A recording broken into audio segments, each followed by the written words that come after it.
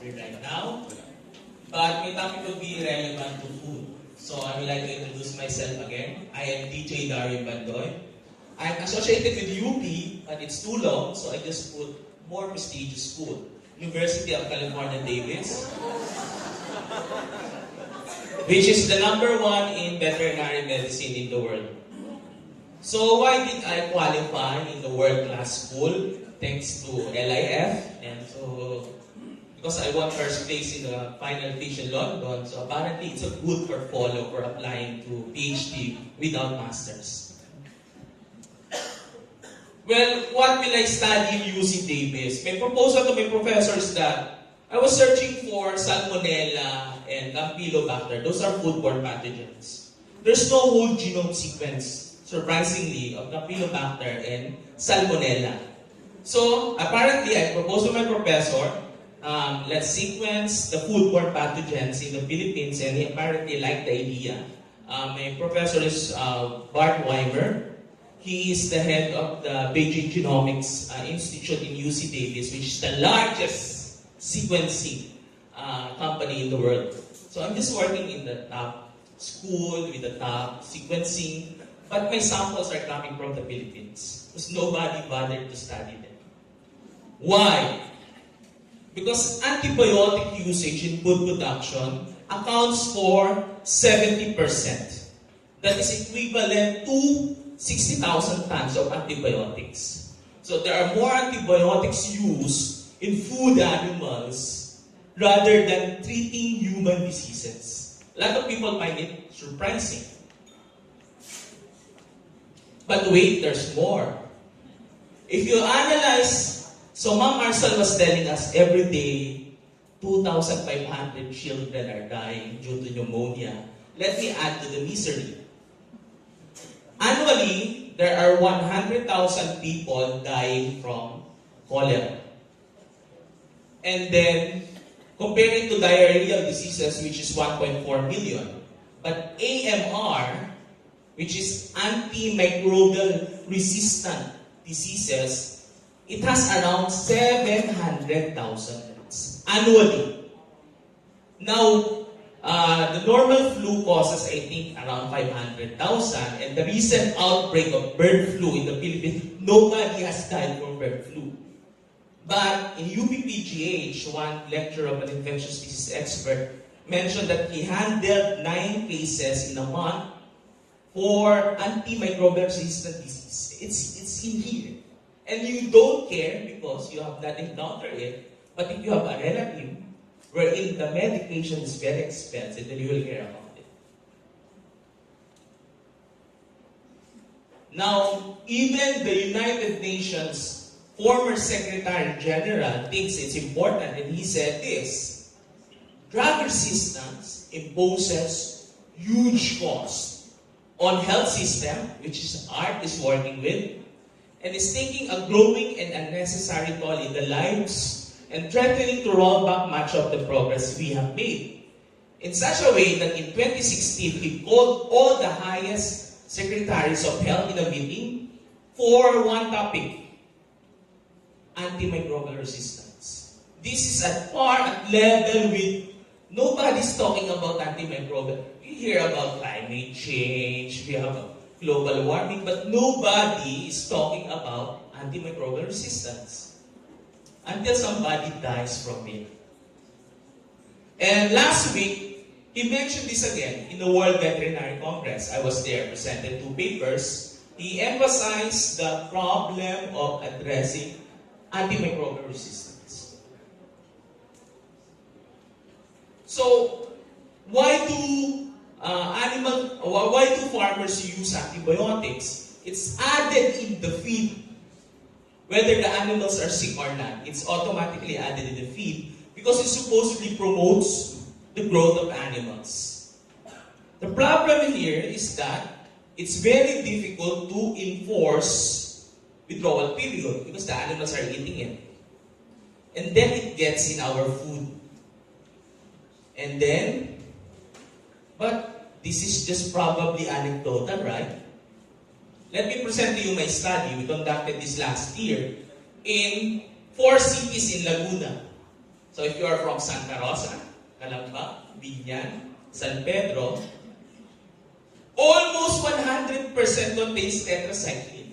So shocking, no? It's like meat plus, so value meal plus tetracycline, no?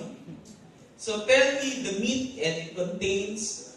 Now this study is groundbreaking because it's the first time it was conducted in the Philippines where several antibiotics were detected in a meat sample. The previous studies only detects one antibiotic. So we tried detecting and we detected all. So when you eat meat later, good luck, you might consume tetracycline. Quinolones is very important because enrofloxacin is used in humans. It is already banned in the US, but we are still detecting it in the Philippines. This is not old data. This is a few months ago.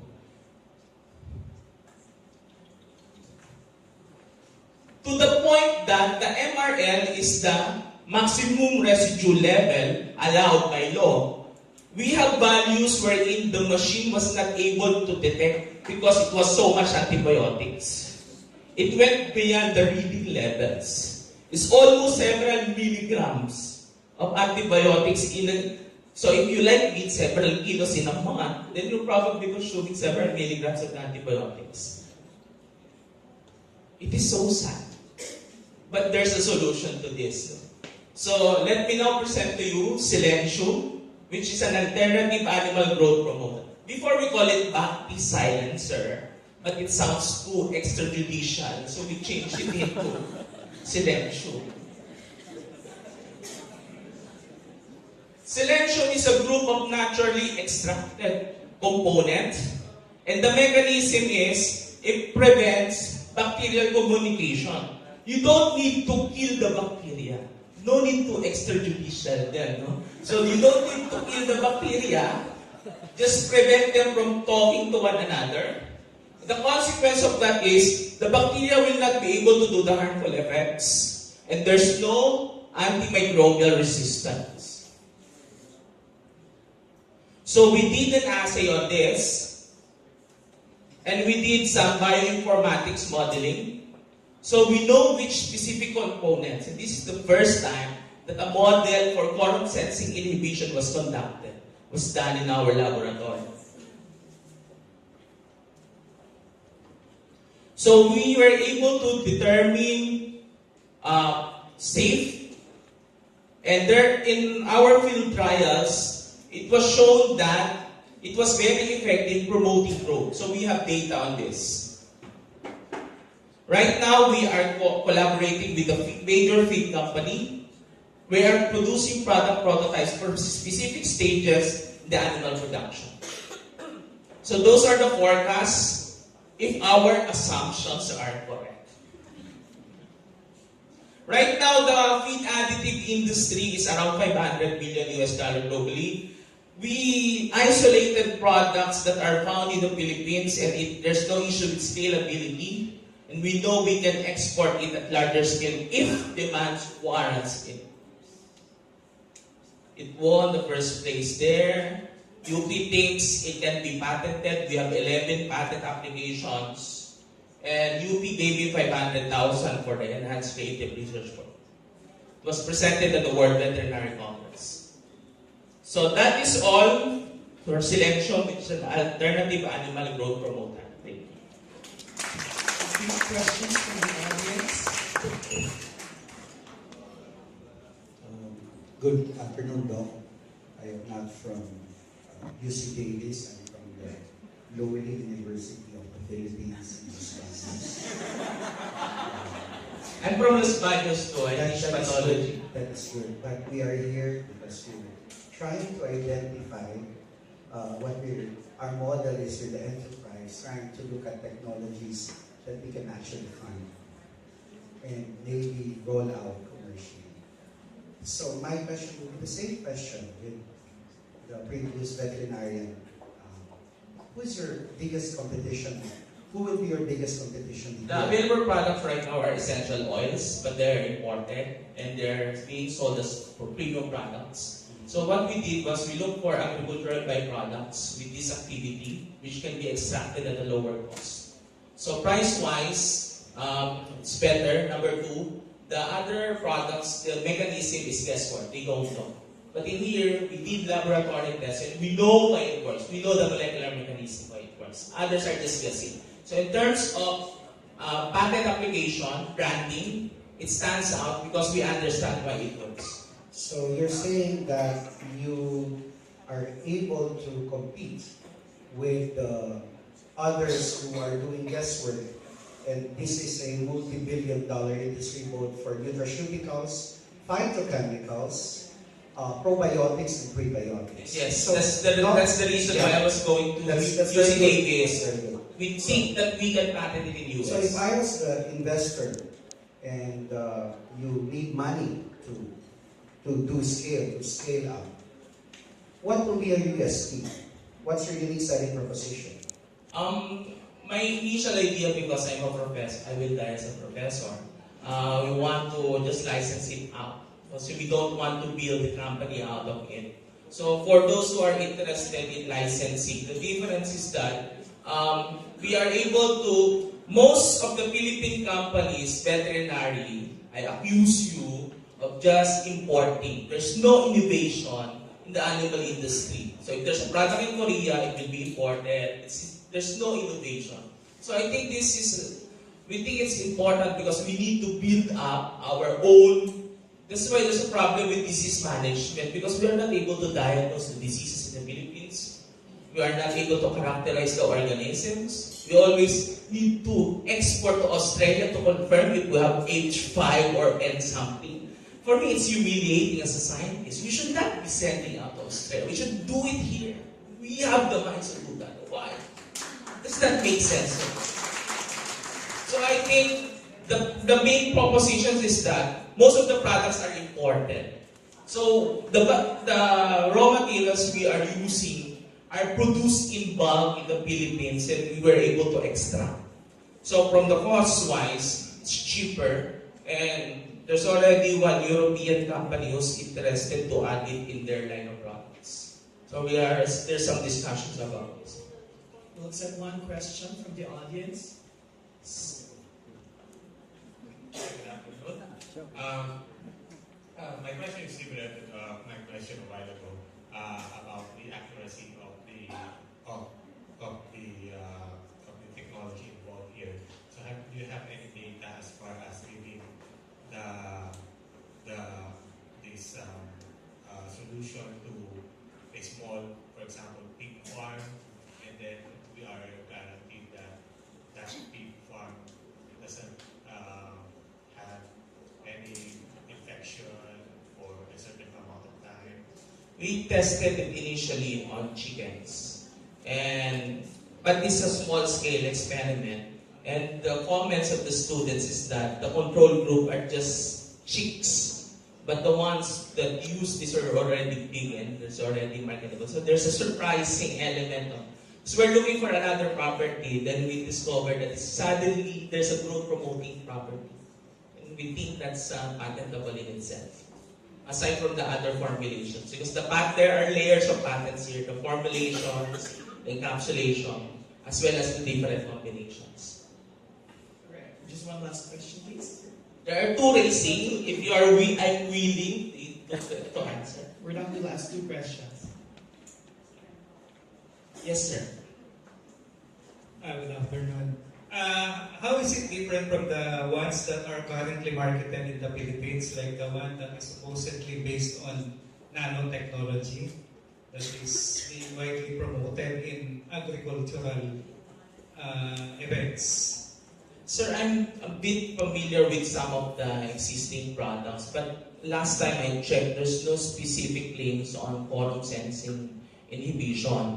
There's just a broad, because most of the products here, because they're not sure, they will combine everything, 5 components, that's a shotgun method. We took a very sniper-like. We are confident. With this one shot, it will be effective. So the difference is that we are not guessing. It's not a shotgun approach where we put everything. May paminta, may toyo, it's not like that. So it's a very precise approach. Because we know what's going on. We understand it at the molecular level.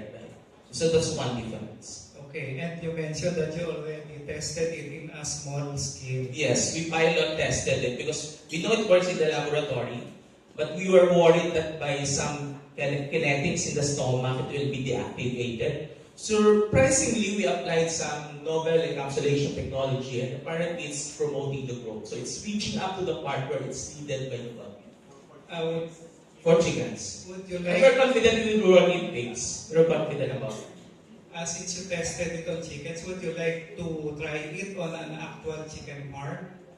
We are very much willing because we want to partner with the potential clients for this, for development. Okay, so maybe we can talk about some details on how we can actually collaborate on this on an actual chicken farm. Yes, sir. Thank you. Thank you. Just one last question, sir, please. Hi, good afternoon. Yeah, I think one of your slide presentations caught my attention, and I think it's quite alarming in a sense that I think there should be information to the legislators as well, because in the Philippines, the dispensation of antibiotics, not all people or most of the people who use antibiotics in their animals are without prescription from licensed veterinarians. That's why antibiotic residues can always be found in meat and meat products, especially with the backyard racers.